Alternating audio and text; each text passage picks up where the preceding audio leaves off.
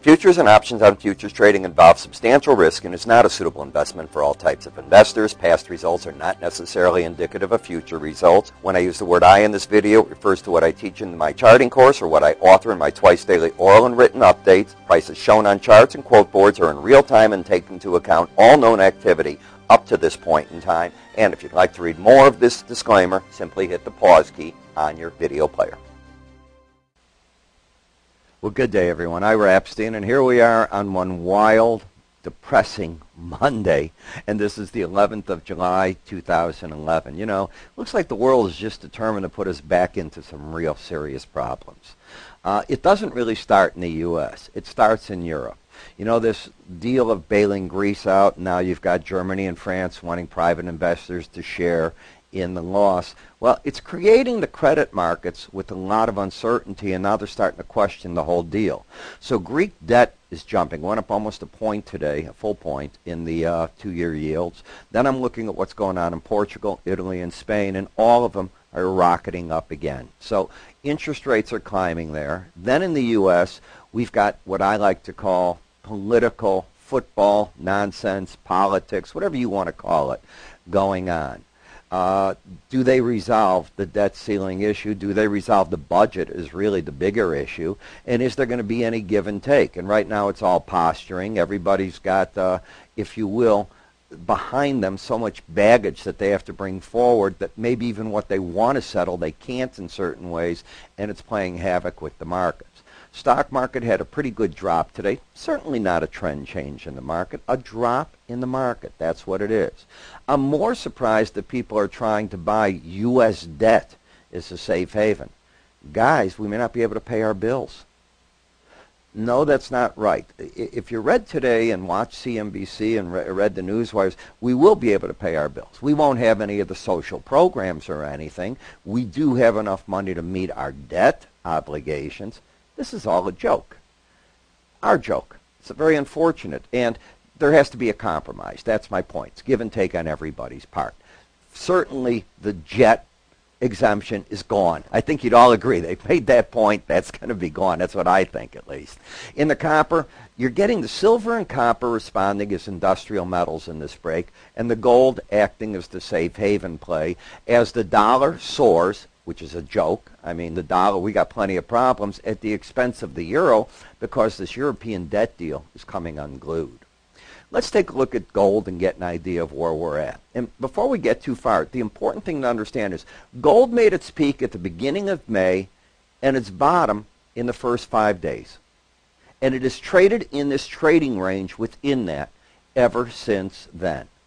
Blowing the chart up, you get to see it a little bit easier. You get your peak, then 2, 3, 4, actually the fourth day you bottomed right here. You haven't visited this bottom and you haven't visited that top since that point in time.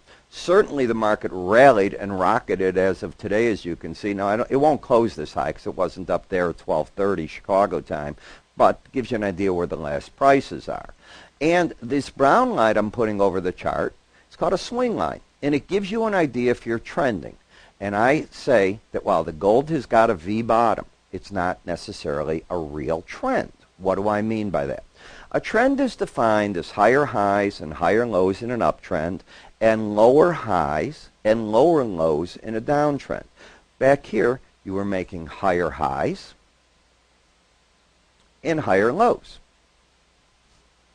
Here, you've got a lower low that swung the market straight on up. This is the panic of the money going into the market. It's summertime. It's not uncommon to get these type of moves, be it up or down. You just get these crazy moves. Even the break, you went from a high to a low, a small rally, a lower low, and you ended it when you took out 15, 16, 40. I can define that. So my point is that the next break in the market's the interesting break. And I think it's going to find support if it were to happen now around 1525. It's not the easiest thing to catch, these moves. Why? Because the risk is still back to 1481. You don't want to see that taken out. But the reason I'm getting more bullish is that I've got now another crossover where the 18-day average has gone over the 45-day.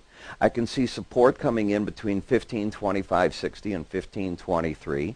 The 100-day average is now over the last break low of the market. So I think the market has made its shift, past tense, and the pullbacks in the market look like potential buying opportunities. As for resistance points, well, one of the theoretical ones is the Bollinger top up here at 1566.90. Now, should it hit it, the interesting thing is the market would have gone from 1481, which was 1, 2, 3, 4, 5 days ago, not including today, $80. That's an awful big rally.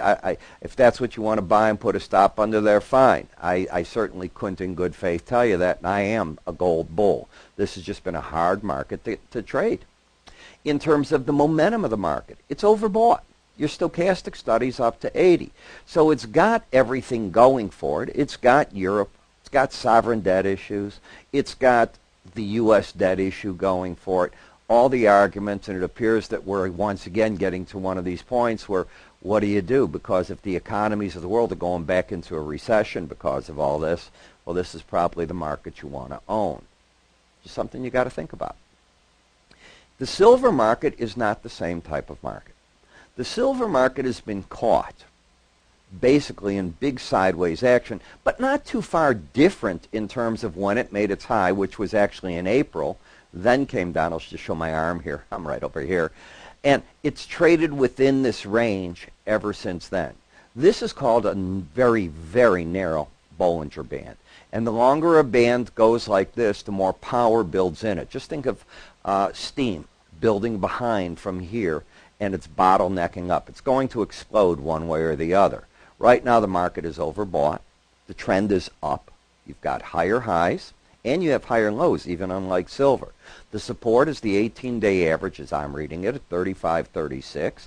I wouldn't want to see 33.47 taken out. And ultimately, one of these times, I'm still looking for the silver to do what? Break out to the upside. So I am in the bull camp until there's a reason not to be in the bull camp. I don't like the overbought condition. In the copper market, you pushed and you took the Bollinger Band, and this is what I'm really talking about. Look at the action here, how similar it is to silver. It didn't quite narrow and trade as long as silver did, and I'll show you. Here's the silver one, and here's the copper. They're not the same. And copper then broke out. Yes, it got overbought. It pushed up the swing line, and now it's getting back under the Bollinger Band. But that's all it's doing. It's getting back underneath the Bollinger Band, as you can see. If the red line here encloses under 80, could happen tomorrow, then I'd look for a challenge of the 420 level. And to get there, you have to take out 430.10. If you take out 430.10, what happens to the chart pattern? It gets destroyed. You'd no longer have a pattern of higher highs and higher lows. So that, to me, is the danger in the market, taking out 430.10.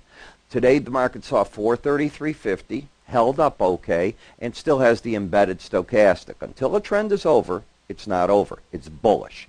And until 430.05 is hit, you maintain the bullishness. Now, let's assume that's hit, and you go through that low. The fact that you're over the 18-day average, the way I interpret the chart, means it's one thing if one were to be no longer bullish, but you're not bearish. As long as you're over that red line, you're just looking for a correction to set into the market. At that point, the stochastics let them work themselves off, and the game starts afresh. And that's how I'd be looking at it. Something for you. You know, a lot of people ask about my updates. We had some people write in today, hey, when's your gold report? Well, I wrote a gold report last week, and I try to do one every 2 weeks. And in the summer, I admit, I get a little sloppier. Okay, I'm entitled to enjoy a summer like everybody else is. And our kit here has what we call the recorded webinars. This is where I really cover gold and silver in massive detail. No matter what I write or say, I can do more in that recording than I can do here. Why? Because I really take my time in going through those charts. My favorite markets, without question, are the metal markets, the currency markets, because they're big markets to trade. Love them. And you have to pay attention to what they're doing. Well, I cover all this in my futures trading kit, and it's a download. We'll send you a link. In the link, you're able to download the charting software. We'll give you them passwords to work for it. And my staff will get you set up so you can see these webinars for a 2-week period and get my oral and written updates. And by the way, the cool part of the oral, let's assume you don't want to hear it. You press the number 1 when it calls you. You'll still get a text message when I publish my webinar, or an email, your choice, when it's published, so you know that it's out and ready for you to view. It's that simple. All right, I will stop at this point today, because the rest of that I wanted to cover were the energies. We're about 10 minutes, and I talked a little too much there. I will talk to you all tomorrow at the same time. You have yourself a good trading day.